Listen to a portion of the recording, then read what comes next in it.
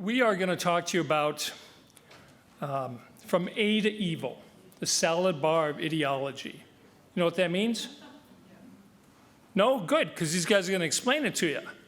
These guys are well-known, renowned experts in their fields. They're really good at what they talk about, really good at what they do, and they are highly sought after. All three of these individuals speak nonstop across this country about subjects just like this. I'm easy. You know, my name's Rich Stanek. I'm a former sheriff out of Minnesota, retired after 40 years in law enforcement. As Sue said, I had a chance to serve as president of the Linked Alumni Association. Well, we're going to talk about domestic terrorism, violent extremism, active shooters, violent crime. You hear all these things interchangeable in the media. No offense, John and Rich and others. You hear them every day across this country. We all think, it's never going to happen in my community, knowing full well they do every single day across this country. Something like this happens. Like I said, Frank and Mary have done a fabulous job with the Voices Center for Resilience.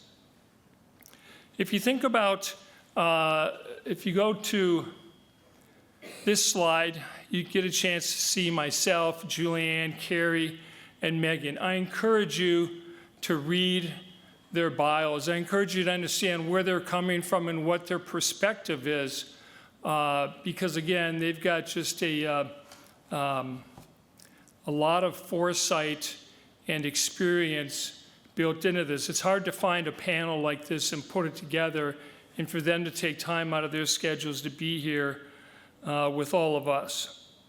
I was thinking the other day, you know, I come from Minnesota, Minneapolis. I know that's, yeah, you should. You should think about me. Minnesota, Minneapolis. We had a tough couple months here in Minnesota. We had political assassinations, which Julianne's going to talk about. We had 2 active shooters and literally 19 hours apart. One was a Tuesday afternoon at 1:30 in the busy intersection.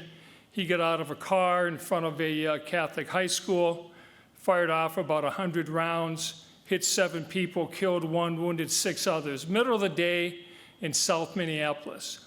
Minneapolis only has a population of 370, maybe 375,000. Not a gigantic city by any means, but they, you know, they keep their own. And then less than 19 hours later, 8:30 in the morning on Wednesday, we have this mass shooting at Annunciation Church and School, a Catholic church and school in South Minneapolis, less than 2 miles away from the first one the day before. And this guy shot 24 people. 2 of them little kids, a little boy and a little girl, 8 years old and 10 years old, were killed. And then, of course, we had 17 young people injured by gunfire, and I mean gunfire with a semi-automatic weapon, an AR-15. If you've ever seen a round come out of that and hit somebody and the damage it does to their body, just imagine a body 1/2 or 1/3 of your size and the trauma and the impact that that has. The true heroes were the officers and the firefighters and the medics and the nurses and doctors, all who responded to the scene because it was so horrific. And the individual that did this, a woman by the name of Robin Wensley, a transsexual, you know, planned this out exceedingly well. If there was a textbook case about a planned mass shooting and the way that she executed it, she did it. She used a shotgun, she used an AR-15 type and a semi-automatic pistol, fired over 140 rounds through the windows of the church.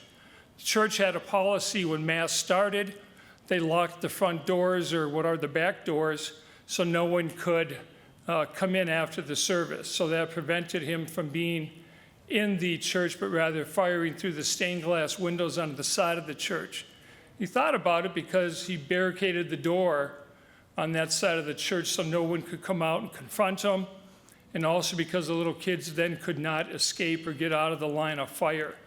There were several hundred kids there on the second day of school celebrating Mass as a group, because again, it was a Catholic grade school, and their first class of the day that Wednesday morning was church.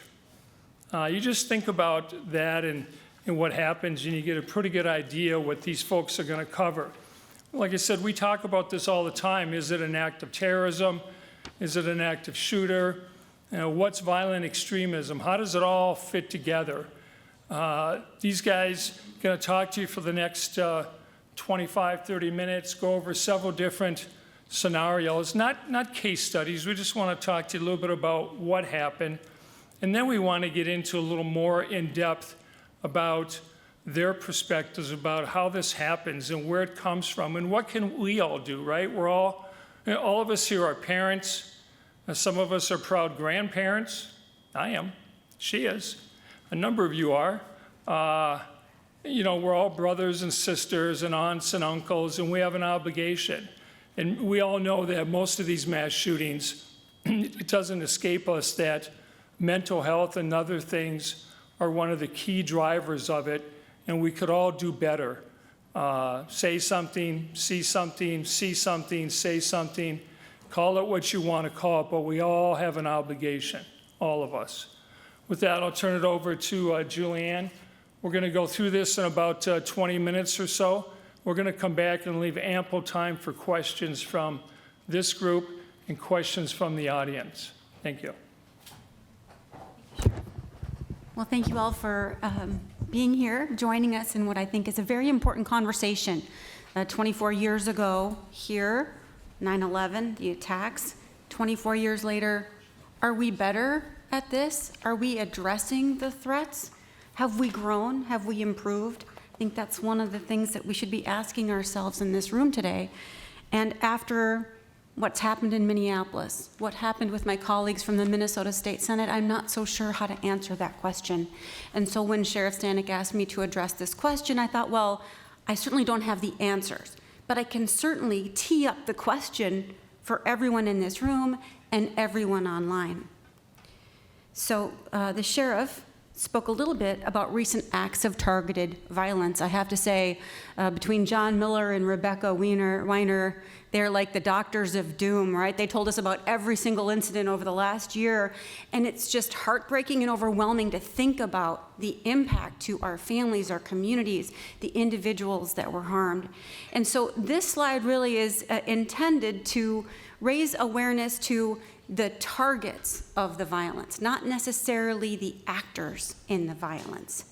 And in these cases, there were specific targets. And so I raised this question so you can see it's not always about the actor, it's as much about the target as it is about the actor. And so, as I said, the identity of the attacker doesn't define the crime, but it may indicate the motive. And so I wanted to highlight for everyone and put a few words out in front for a conversation about the FBI and DHS strategic assessment, their data and on domestic terrorism. Their assessment was that one of the most significant terrorism threats we are faced with are lone offenders and small groups of individuals who commit acts of violence motivated by a range of ideological beliefs and/or personal grievances. That was their prediction in October 22. I think we are here. I think that fits what we're seeing right now. And so that range of ideological beliefs and/or personal grievances, if you think about it, going back one slide, I have too much control with this. You should never let me do this. Okay, you can see that there were political acts, socially motivated acts, clearly that fit the definition or the prediction from the FBI and DHS. And so I just want to, if you think about this salad bar of ideologies, we're talking about so much imagery, so much information on the internet available to anybody 24 hours a day. Those images are having an impact, and the algorithms are sending more and more of those images and more frequently. And these lone actors are being self-radicalized. Not necessarily radicalized from some foreign entity, but are being radicalized in their living room, in their bedroom, in their classroom, on their phones. They're being radicalized, self-radicalized to violence. Not just radicalized, but radicalized to violence. And the range of these motivations is really quite frightening. So I looked online, and we've been studying them for years now. The sovereign citizens, anti-Semitism, white supremacy, Antifa, now there's Trantifa, misogyny. You can think of activists all across the political spectrum that are engaging in radicalizing individuals, our children, our teenagers, our college students. They're being radicalized. Let's talk for a minute about what is driving this radicalization. And there are several factors that are common in many of these radicalization cases. They start with distrust in many cases, isolation and rejection. And from institutions, there's distrust in our institutions across our society. If you think about the church, the school, our government institutions, Tom and Rich would say distrust in the media, right? You don't even trust what you're seeing in the media, in the news anymore. The justice system, I might have gotten an unfair jury trial, or I might have gotten a divorce or a garnishment against my wages, or I might have lost my job. It might be family isolation. I might not be able to talk to my daughter, or she might be refusing to talk to me. There is the relationships, economic loss. Just think about all those things that take someone to what I would consider to be outrage, moral outrage or political outrage.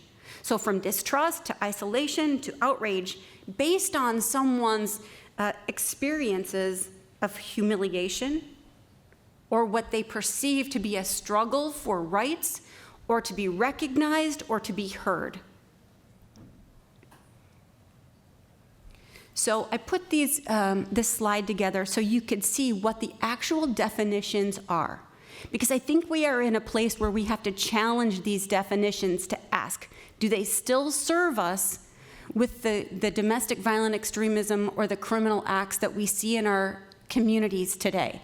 The ones that Sheriff Stanek has talked about, the ones that my colleagues will talk about, the ones that John Miller and Rebecca categorized for us all. The hate crime based on a bias, color, religion, national origin, sex, disability, etc., or terrorism, which would be violence in furtherance of political or social objectives. I, for one, would argue that every one of the incidents that we're talking about, at least in the ones that I had on the previous slide, fit into both of those. They fit into the category of terrorism for sure, in furtherance of political or social objectives. I also wanted to put out for our conversation a list of what happens among our city, county, state, and federal partners when an incident occurs. So many in our audience are not from the United States, but so many are. And so for all of us, just a quick reminder or laying out how this works. The city police department, the county sheriff's office, the state agencies, our federal partners do all work together. But there is a line that's drawn in terms of jurisdiction. The FBI or the federal resources are involved when the crime or the alleged crime fits one of the definitions. Until then, until it's indicated or resources are requested, the first responders are going to be the city and county. The incident command that you heard about earlier today when it comes to the FIFA World Cup and others, that incident command will be managed by the county sheriff or the city police department. The investigation and analysis will be handled by local police departments or state police agencies, as well as the forensics and the prosecution, and equally important, the community response and the victim's resources. They all come from the local government unless and until there's something that occurs. It could be legislation. So in a case that the sheriff and I are both familiar with, when the 35W bridge collapsed, there were 13 people that died. There were dozens of people that were injured. The state legislature then passed a law to allow for victim reparation and to provide for victim response. The same thing happened with Mary and her efforts at the federal level. Resources were provided to the victims of the families from the federal resources. But unless and until a federal crime is indicated, or unless and until a state legislature or the federal legislature dedicates those funds, The community response and the victim resources come from the local communities. And why is that important? I'm going to give a good example of this, and I'm sure the sheriff will want to comment on those resources. In 2002, I was elected to the Minnesota State Senate. The Minnesota State Senate. I had been a county commissioner before that, working in Carver County in Minnesota, a suburb of Minneapolis. I served for 14 years as a Minnesota State Senator. We were part-time. We still are part-time in the Minnesota State Senate. So we would go to the Capitol from January to May, and we would work on legislation. We all had other jobs. In fact, I worked in the sheriff's office. I was the finance director while I served in the Minnesota State Senate. And I was a policymaker in addition to being a practitioner with local law enforcement. At the end of the legislative session, we all went home to our kids, our families, our jobs, and tried to basically retreat from all of that public policy making. A few days after the legislature adjourned earlier this year, many of you I'm sure have heard, 4 days later, a gunman arrived at Melissa Ortman's home and shot her and her husband. He previously had been at Senator John Hoffman's house to attack him as well. The guy was wearing a rubber mask. He was driving a private security vehicle that was rigged up to look like a police car, and he was wearing what looked like a police uniform. He was a private security guard in Minnesota. Why would he attack these people? Well, 4 days before, Melissa Ortman had been on television, and on the television she talked about why she put up the deciding vote in the budget deal in the Minnesota State Capitol. So in the Minnesota State Capitol, very close numbers. In the House, where she was a member, 66 Democrats to 67 Republicans, very tight. At the end of this session, there's usually a big budget deal where everybody gets a little something, they negotiate, they horse trade to get a deal that everybody will ultimately agree with and go home. They don't necessarily like it, but they agree and they move home. Well, when that happens, you have to have enough votes on the floor to pass the bill. And so there were a few Republicans that did not want to vote for that bill. Melissa Ortman, as the former Speaker of the House and as a member of the Democrat caucus, said, well, we are going to pass a bill and I am going to put up my vote. And so it was a bill that she did not believe in. She didn't believe in the bill that would have prohibited taxpayer funds to pay for health care for migrants. Very political issue, I'm sure you will all agree. And so she put up that vote. And then she did a video or an interview from the House floor saying how much she regretted and how much people across the state would hate her vote. That was a quote from her. She said, they're going to hate what I've just done. And 4 days later, the unnamed and the unthinkable happened, where a woman in her home, the knock on the door, she answers the door, and as I said, the unthinkable. It was an attack not just on her, although a horrible attack. It was an attack on our electoral process.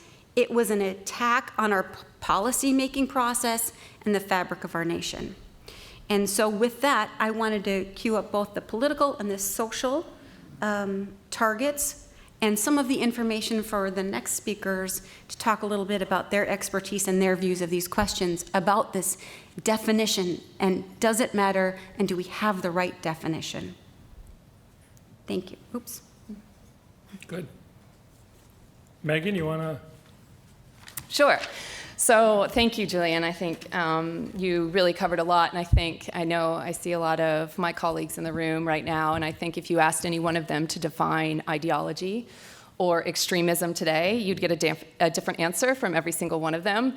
So I think salad bar ideology or blended ideology or whatever kind of phrase we want to use today is a good way to look at this threat landscape. So in New York City, we've had 70 plots or attacks, disrupted threats, to the city since 9/11. The first half of that, so the first kind of 12 years since 9/11, a majority of those plots you can fit nice and neatly into a box. You can point to Al-Qaeda or ISIS as the motivator, primarily Al-Qaeda, to be honest, up until 2014 2014. And then from 2014 onwards, that starts to become more and more challenging. We had a spike in ISIS-affiliated plots and attacks, one of which was just right outside on the West Side Highway. And so again, makes it very easy to detect and disrupt. The last probably 5 years, I would say, if you look at our chart, a majority of these threats are at least some combination of Al-Qaeda and maybe a personal grievance or a domestic, what we would typically in the US call domestic violent extremism, white supremacy, misogyny, incel, involuntary celibate. And so we have seen this threat landscape morph into something that has become such a huge challenge for those of us in this business and law enforcement and intelligence to not only to investigate, to find when they're hidden in the depths of Telegram or Discord or any number of these online platforms, if they're using AI to create propaganda to very specifically match their personal grievance that is somewhat in line with whatever the kind of mainstream rhetoric is of the day, whether that's migration, whether that's a bill that just passed in your state, or that's health insurance, your lack of attention from doctors to a disorder that you believe you got from playing high school football. So we have, I was asked to speak a little bit about the Luigi Mangione case here in New York City, which happened on December 4th last year. But I'll also touch a little bit on the most recent mass shooting that we had in New York City at 345 Park Avenue, targeting the NFL. But they're related in a way that I think is very interesting to get at this concept of salad bar ideology and some of the stuff, Julianne, that you touched on, of what is actually driving people to commit violent acts these days. And it isn't necessarily a solidified, clear ideology, but more a personal situation that is amplified by a mainstream narrative that then you can go into the deep and dark places of the internet and find even more extreme versions of your thoughts, and targeting and tactical guidance and advice. So with Luigi Mangione, he on December 4th committed a very targeted assassination of the CEO of United Healthcare, and went on the run for 5 days, was caught on December 9th. And on him, we found a notebook with kind of an online, his writings, like a journal almost. And we see how meticulous his thought process was into targeting the CEO, why that became his target, the timing that he put into choosing the target and the location. A lot of the drivers behind this targeted act were around a personal situation that then led him to a broader kind of anti-corporatism, anti-health insurance ideology that is now especially all over the internet, but was absolutely all over the online spaces from 2020 post-COVID. So he writes very specifically about looking into health insurance companies. He did some research on that, and you see his planning of seeing that United Healthcare has become such a prominent conglomerate within health insurance in the United States.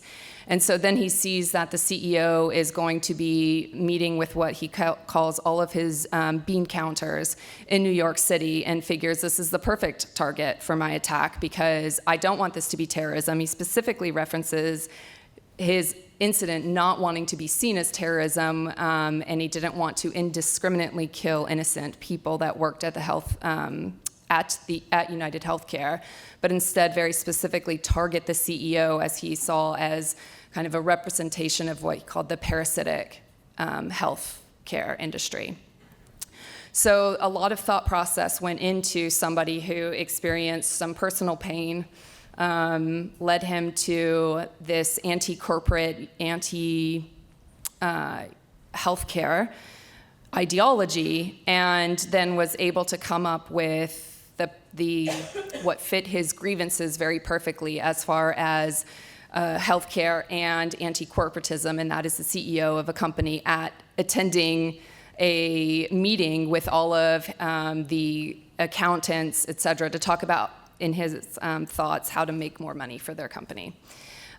Similarly, but different, the perpetrator of 345 Park also had a personal injury and health issue that led him down the pathway to research CTE, and developed a personal grievance with this issue, but also with the NFL, who he saw as not taking this issue seriously enough.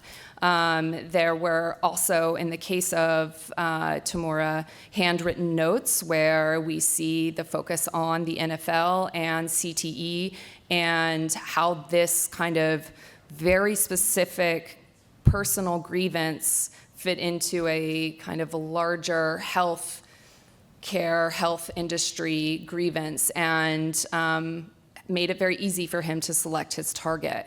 So I think I'll wrap my remarks up very quickly so we have time for questions, but I think from what you were mentioning, Julianne, and what we've seen reflected in New York City over the last 24 years, is this kind of move towards the acceptance of violence to take account for your grievance.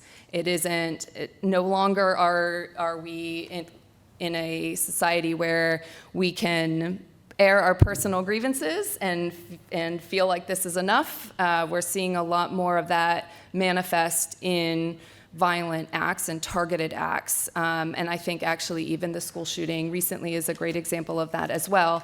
I don't know if we're gonna have time to talk about it, but all of the names and kind of inscriptions on the weapons used in that attack, I think, perfectly capture this concept of salad bar ideology, probably better than any recent incident that we've seen. But I'll turn it over to you. Thank you so much. Thank you. Okay. So what does all this mean, right? So as the psychologist in the group, I got asked the hard question. Help us understand why. Help us understand, what do we do in this world that we live in right now, where the terrorism is so much different today than it was 24 years ago. And that's where we talk about these cases, and you talk about the salad bar of ideology. Really what we're saying is it's really not about ideology anymore. I mean, is ideology still there? Absolutely. Just like that pair of red shoes that you have in your closet that you haven't worn very often, right? It's still there. But the reality is it doesn't have as much of a significant part as it once did. So what is there that has a significant part? Violence. We're looking for individuals who feel that it's only through violence that they can resolve their grievances. They're fixed and focused on that content. You heard in all these examples, they consider, plan, and prepare. My unit does post-attack analyses where we go back and do a cradle-to-grave analysis of these offenders who do these attacks. And I will tell you, we go back at least a year and sometimes 2 years to seeing when the dominoes in their lives started to fall. Who do they blame for those dominoes that fall in their life?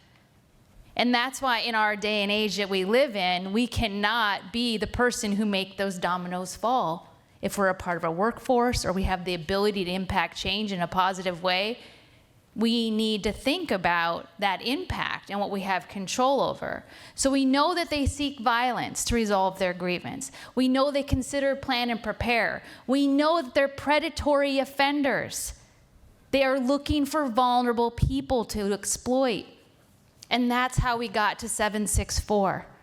Where never in my life did I think we were gonna have terrorism and victimization interwoven like they do in that specific situation, those cases. How can somebody be compelled to be a part of a group that does that? But then how can they allow themselves to be hurt in that manner over and over again, and then ultimately hurt others? It's an old adage we've heard for a long time: hurt people hurt people. So if we want to get in front of this, we really have to go back. We have to go back to the beginning of this and help people feel like they belong, help people have a community and a purpose. And that's where we all have the ability to do that. So in my unit, where we work to prevent acts of terrorism and targeted violence, it's not so much about what kind of violation is this or what is that ideology. It's about who is this person and what motivates them. What are those push factors, those grievance-based factors that you've heard that they have anger and propel them forward into a direction to want to do something, to use violence to resolve that grievance? But then, what are those pull factors? What are those incentive-based factors? What are those rewards that they get for being a part of that group or that ideology or that key factor, the behavior that they participate in that they get rewarded for? And then what are their personal factors that make them potentially vulnerable? What mental health struggles do they have where they may be more vulnerable or susceptible? Or what personality factors allow them to think it's okay to hurt people? And so we have all of this that's kind of rolled together. And so I get asked the question a lot: why are we here? What's going on? Oh my goodness, everything's lost. And for me, when you boil it down and you come to the beginning of it, it's really quite simple. We need to be kind. We need to fix people that are having struggles. If somebody is suicidal, we need to help them not be suicidal anymore, because we know that there is a link between suicidality and homicidality. Not everybody who's suicidal will be homicidal. No, I'm not saying that. But I'm saying the ones that make the choice to use violence to go on to propel or to resolve their grievance, over half the time it started with suicidal thoughts, behaviors, and attempts. And so I'm giving you something that we know is there, that we can look for early and often and intervene with. Also, humiliation. We know that that contributes. And so if we know that humiliation is a part of the problem, all of us have the ability to be a part of that and fix that right away. It doesn't mean that we're never going to expose anybody to humiliation. That's not how life works. But when we recognize it and we see it, we say we're sorry. We help them bend. We help them understand that, guess what, I was humiliated too. And it's okay. How have we gotten here today? They've mentioned a lot about this through the conversations this morning. The internet it makes it so easy. If you think back to when you were in school, where was your hangout? Where did you have to go to catch up with your friends, but also maybe see some of those seedy characters that your parents didn't want you talking to? Mine was a roller skating rink. I had to actually leave the house, right? I had to put effort into that. People could see what I was doing. Now it's so accessible. It's 24/7. It's right there in their rooms, on their phones, in our houses, right? And so that's part of the reason why we're here. Why do threats increase? Because people can just do this. It's so easy. And so we have a challenge in our environments, right? Because there's a lot of noise. There's a lot of threats. There's a lot of things happening, and we here, everybody has to try to filter through that to see who is that one on the pathway, who is that one who's considering, planning, and preparing. So look for that person who can't bend. Look for that person who is brittle. Look for that person who doesn't have resources to make their life better. And then start asking questions. And don't just assume it's about the ideology, or don't just assume because they actually looked at extremist content that they're radical. That's not necessarily the case. We need to have that individualized approach. If you go forward and you do an individualized approach and you sit down and you talk to these people and you say, what is going on? Who's not listening to you? Let me look at what you're writing. because we've just heard they leaked that violent intent. In a lot of these cases, it was there years before. Cry for helps, saying, please, somebody stop me. I don't know why I want to kill people, but I'm really mad, and that makes me feel better. Well, that's the conversation we need to have when we see that, versus assuming it's not there or it's not present. And so that's where this is not a law enforcement problem, it's a community problem. We all own a piece of it to help the people around us. And because of those limited resources we have, that means that every interaction that we have with people, we need to make it count. We need to make them matter. They need to feel special. Because one of the biggest things I hear in all these cases that I work and that my unit is a part of is, I'm a nobody and I want to be a somebody. I'm not special. And how dare they do this to me? I have this slight, this humiliation, this wrong that's happened to me that I can't move past. And so we help them move past that, and we help them see options. And so there's a lot that can be unpacked today that we've discussed, but I want you to know that we're not talking about anything novel. The threat always evolves. 25 years, oh my goodness, what's going to happen in the next 25 years, right? But we are here to respond with it. And I know that we do it every day. And so with that, I just, again, want everybody to know that although we heard some pretty scary stuff today, the good news is we know about it. It's there, and that we're being proactive in that space to take control of it and help get in front of it. And we can't ask for more than that in this time and age. So thank you.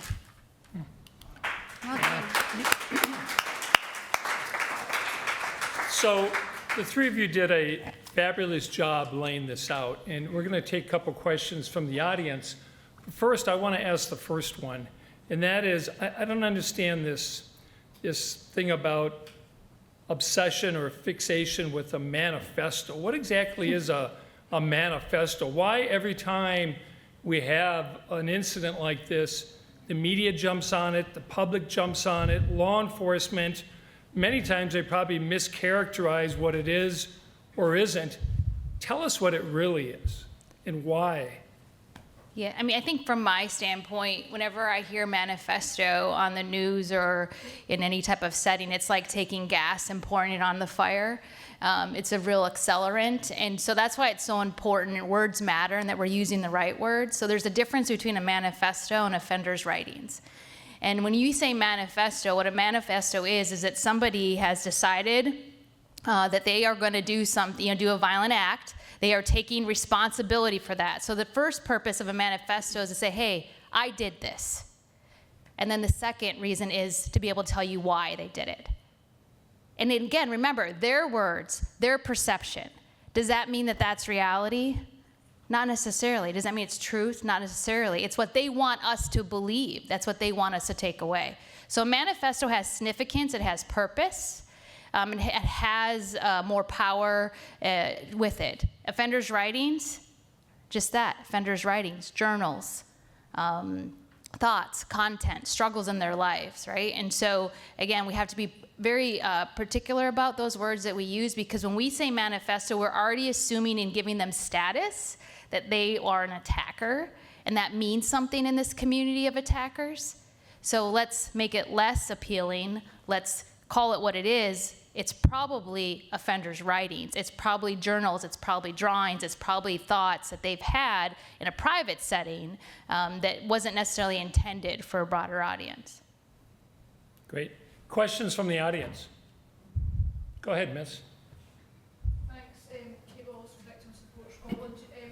Really interesting take on, and just thinking about intervening with individuals where they're already starting to show signs, and I suppose it just made me reflect on the Icelandic prevention model that some of you might already be aware of, that kind of, at its essence, I suppose, takes a whole group of young people, their whole population of young people, and in the late 1990s, early 2000s, they saw an increase in an uptick in drinking, antisocial behaviour, risk-taking behaviour, and as a whole country wanted to do something about that. So they developed a model around tackling root causes, building strong networks and supporting young people to feel safe, connected and empowered. And I suppose it just struck me that actually, while in Iceland they thought they were dealing with a public health future issue, that actually what they've been doing is a lot of what you've talked about in terms of reducing isolation.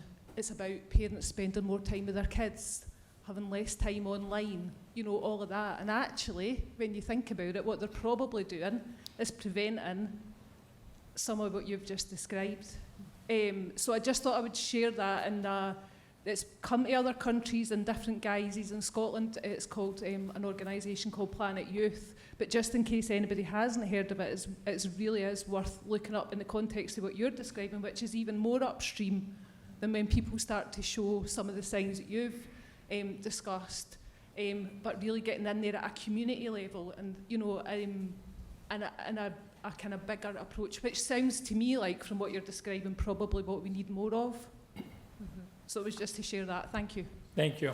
Yeah, thank you for that. I've read about some of those programs, especially with the off-ramping of folks that have been identified as potential violent offenders or potential terrorists or something. And with those off-ramps, they often are focusing on social supports, like wraparound supports. How do you build that and strengthen that person with community supports if they don't have a family to support them, or their family is part of the problem, or they've been isolated at school or bullied or something? And so I think that's the next learning, is to say community resilience begins with building and strengthening those social supports. And I think that's at least a positive way to go. One of the other ways to go is to encourage people to speak more about their experience. So a woman, Decca Hussein, very interesting woman. She was the mother of one of the radicalized youth from Minnesota who was planning to become a member of ISIS, and they intervened. He was prosecuted. Many people went to prison. But Decca Hussein was that very brave mother whose son was radicalized to terrorism, who then spoke to groups all across the country to help other mothers understand what was happening with her teen son. And the more we can get members of our community to step up and say, here's another way maybe, or maybe you should see what's happening with your son or your daughter, we need that in our community. We need those social supports. So I appreciate your comment. Thank you very much. Good. Go ahead, sir. For the panel, how often have you found among the offenders? How often have you found among the offenders a reflection on or a discussion of, prior to they're committing an attack or while you're investigating them, how often are they going back and looking at what other people have written in the past, whether it be manifestos, offenders' writings? How much of that plays into this broader community? I mean, in my work, it's almost 100%. So you find that people are motivated by other attackers. You find that they learn from them. You find that they are inspired by them, that they relate to them. And so there's different ways that they show it. But again, if you think about it from the kind of core place that they're struggling, this is a society who has learned that violence is an acceptable way to resolve those problems, right, or those grievances, and those are the people that have did it. So it's like anything, they study them, they understand them, they relate to them, and there may be specific ones that they're really drawn to that's more like looking in a mirror related to their struggles and validates their struggles, that then they continue to see, now it all makes sense, right? It all comes together for them. That's what I've seen. Yeah, absolutely. I agree entirely. We see, we call it informally kind of a contagion effect that we'll see. Not only will we see post a school shooting, the number of threats that come into our New York City Safe hotline go up astronomically, I think. And at one point after a school shooting last year, we had something like 20 leads come in one day post a school shooting. From December 4th through September 4th, we've seen 900 plus leads come into the New York City Safe Hotline. Almost 75 of them have been directed at CEOs or some form of a corporation in reference within that threat, and that at least half of those have a direct reference to Mangione. His name became almost a verb, like you're going to go Mangione somebody. We see the same thing. An example of the Minnesota school shooter had references to Breivik, to Brenton Tarrant, to multiple, I think almost every mass shooter since the 1995 or earlier, even in Texas, the mass shooter at University of Texas, references to Waco and Ruby Ridge, and every mass shooter that had any kind of popularity over the years. So the contagion effect is real. I think that from Patrick Crucius, who was from Plano, Texas, and drove to El Paso to carry out a mass shooting in Texas, his manifesto, I would call it that only because it was very structured, like a manifesto. Yes. I would call that one a manifesto. Very much was mirrored almost directly off of Brenton Tarrant's, same question and answer and everything. So I think there's a lot of learning from each other, so to speak. I mean, we continue to see threats to CEOs on a regular basis, and a lot of almost kind of the martyrdom of the sainthood, rather, I should say, of somebody like Luigi Mangione. I mean, his image is being used on clothing advertisements. It's almost lifted up as a hero. Mm-hmm.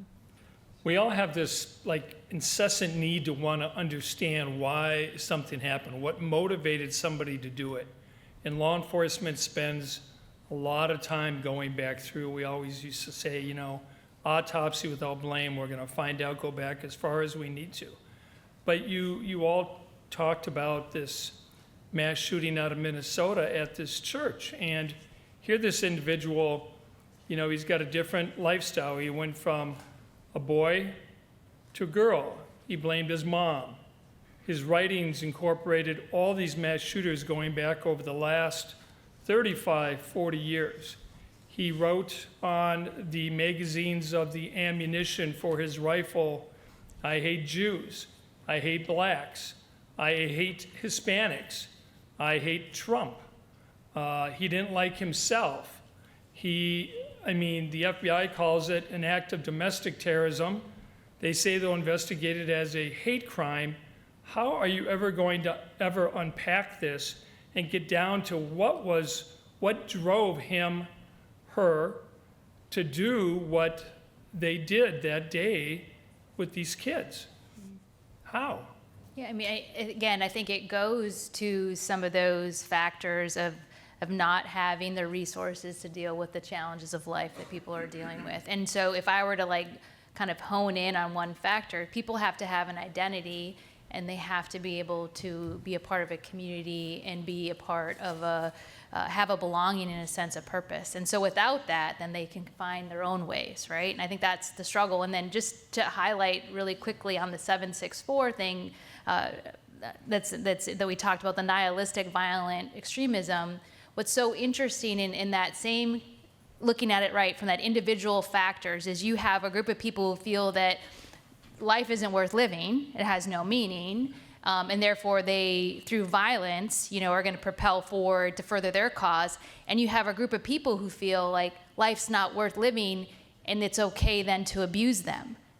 So do you see how this merges, right? And it merges that people have to feel, they have to have those unmet needs met in respectful, appropriate ways to be able to have better outcomes.